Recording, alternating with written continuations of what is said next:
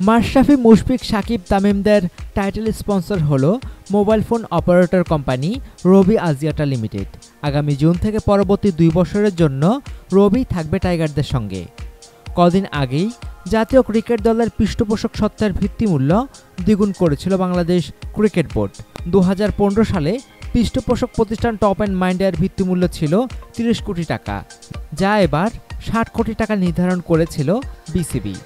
বর্তমান পৃষ্ঠপোষকের সাথে করা বিসিবি চুক্তির মেয়াদ শেষ হচ্ছে এ বছরের জুন মাসে। এরপরই রবি থাকছে মাশরাফি, তামিম, মুশফিক, সাকিবদের নতুন স্পন্সর হিসাবে। 2015 সালে টপ অ্যান্ড মাইন্ডের কাছ থেকে মোবাইল ফোন অপারেটর রবি আজিয়াটা স্বত্ব কিনেছিল 41 কোটি 41 লাখ টাকার বিনিময়ে।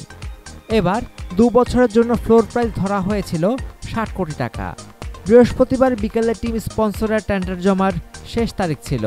এরপরই জানিয়ে দেওয়া হয় টাইগারদের নতুন স্পন্সরের নাম।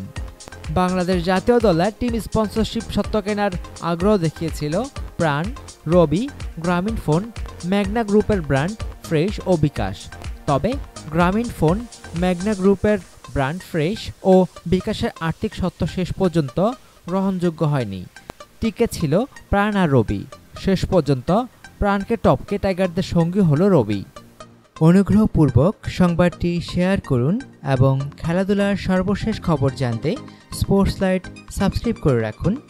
ধন্যবাদ।